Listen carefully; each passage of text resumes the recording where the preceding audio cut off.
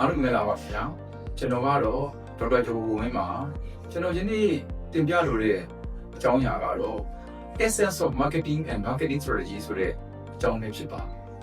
marketing နဲ့ marketing strategy marketing ဆိုင်ရာမဟာဗျူဟာရဲ့အနှစ်ချုပ်သဘောကိုကျွန်တော်တင်ပြသွားမှာဖြစ်ပါလိမ့်ခင်ဗျာကျွန်တော်ဒီယနေ့ကတော့လူများစုနားလည်အောင်လို့ဒါ marketing ပါတဲ့ကိုရှင်းပြတာဖြစ်တဲ့ကြောင့်မလို့လူများနားလည်လွယ်မဲ့ရိုးရှင်းတဲ့ definition တွေကိုပဲသုံးပါမယ်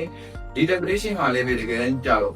CIT ဒေါက်တာဖိလစ်ကူပါဟာ2011ခုနှစ်လောက်ကပဲဖွင့်ဆိုခဲ့တဲ့ definition ဖြစ်ပါတယ်အဲ့တော့ဒီ definition အရ marketing ဆိုတာဘာလဲဆိုလို့ရှိရင် marketing ဆိုတာဟာမိမိရဲ့ target customer တွေအတွက်မိမိရောင်းချတဲ့ကုန်စည်သို့မဟုတ်ဝန်ဆောင်မှုကို value လို့ခေါ်တဲ့တန်ဖိုးထားမှုတွေကိုပြည့်တင်ပေါ်ဆောင်ခြင်းဖြစ်ပါတယ်ဒါပထမအချက်ပါဒုတိယအချက်က marketing ဆိုတာဘာလဲဆိုရင်အဲဒီမိမိရဲ့ကုန်စည်သို့မဟုတ်ဝန်ဆောင်မှုကိုတန်ဖိုးကိုမြင်တွေ့ပြီးတော့မှဝယ်ယူသွားကြတဲ့ customer တွေကို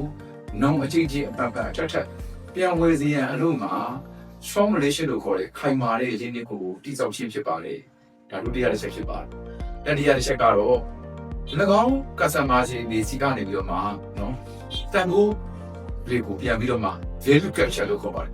တန်ဖိုးတွေကိုပြန်လည်ပြီးဖန်ယူခြင်းလို့ပြောပါတယ်ဒီစကားချက်ကတော့ဒါတော်တော်သဘောပါတယ်တကယ်တမ်းကျတော့ value လို့ပြောတဲ့နေရာမှာ customer တွေကဘယ်လို value မြင်နိုင်မလဲဒါကတည်းက monetary value ငွေကြေးအားဖြင့်ဝယ်ယူအားပေးခြင်းဒါကိုလည်းကျွန်တော် value လို့ခေါ်ပါတယ်ဒုတိယတစ်ခုကတော့ဗာလဲဆိုရင် information value ဒီပစ္စည်းကောင်းလားမကောင်းဘူးလားဘယ်လိုလုပ်တက်ပြီးတော့မှလုပ်လို့ရအောင်တရားတော့ရမလဲဆိုတဲ့ information value ပြန်ပေးပါတယ်နောက်တစ်ခုတော့ဗာလဲဆိုလို့ရှိရင်เนาะဒီ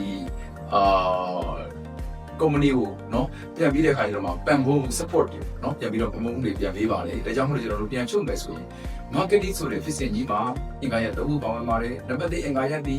မိမိ target customer များအတွက်တန်ဖိုးကိုဖန်တီးခြင်းနံပါတ်2ပထမတစ်ချိန်ဝင်သော customer များနဲ့ strong relation လို့ခေါ်တဲ့ခိုင်မာသောရင်းနှီးမှုကိုတည်ဆောက်ခြင်းတတိယကတော့ customer တွေစီကနေပြီးတော့မှ value တွေကိုရအောင်လက်ခံပြန်ပြီးရယူအောင်စူးစမ်းခြင်းဆိုတဲ့အပိုင်းသုံးပိုင်းပဲဖြစ်ပါတယ်ကောင်းပြီလား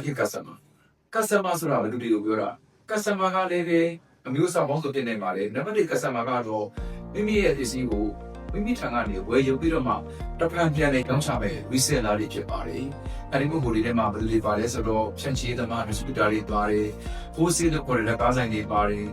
retail လို့ခေါ်တဲ့လက်တွေရောင်းတဲ့ convenience store mini market နောက် supermarket hyper market စသဖြင့်ဒီဆိုင်တွေမျိုးစုံပါပါတယ်ဒုတိယကတော့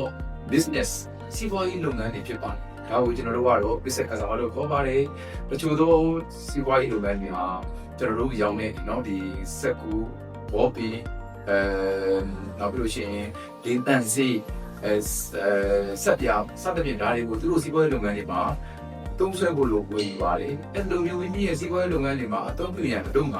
ဝယ်ယူသော customer များကိုကျွန်တော်တို့က business or business customer တနည်းအားဖြင့်ပါလေပဲ organization နဲ့ customer လို့ခေါ်ကြပါလေကဲကောင်းပြီဒါဖြစ်ရင်ကျွန်တော်တို့ပစ္စည်းတွေကိုဒီစီးပွားရေးလုပ်ငန်းအလုပ်ကပဲဝယ်ယူရတာဟုတ်ပြီပါဘူးနောက် customer ကတော့ပါလဲဆိုရင် non profit or not for profit အကျိုးအမြတ်မရှာတဲ့အဖွဲ့အစည်းတွေเนาะကျွန်တော်မြန်မာနိုင်ငံမှာဆိုတော့အလုပ်တွေလုပ်တဲ့အဖွဲ့အစည်းတွေရှိတယ်เนาะဒီပတ်ဝန်းကျင်ထိန်းသိမ်းရေးဒါမှမဟုတ်မိပြီးရေးပြီးလေပြီးကိုကြီးတဲ့ပုံကိုယ်တွေเนาะဒါမှမဟုတ်လည်းပဲเนาะဒီ development လို့ခေါ်တဲ့ကျွန်တော်တို့စီးပွားရေးခွင့်ပြုမှုလူမှုရေးခွင့်ပြုမှုကဏ္ဍတွေမှာပါဝင်ဆောင်ရွက်နေတဲ့အကျိုးအမြတ်မရှာတဲ့အဖွဲ့အစည်းတွေကလည်းပဲကျွန်တော်တို့ပစ္စည်းတွေကိုဝယ်ယူလို့ရပါတယ်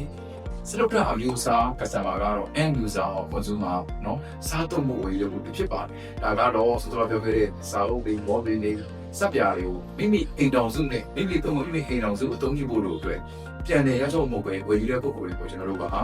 end user or consumer ကိုခေါ်ပါတယ်ဒါကြောင့်မလို့ customer တွေဒီအဲ့ဒီလိုမျိုးသူတို့ဝယ်ယူတဲ့သဘောတဘာဝကိုလိုက်ပြီးတော့မှအမျိုးအစားတွေဝယ်ပြနိုင်ပါတယ်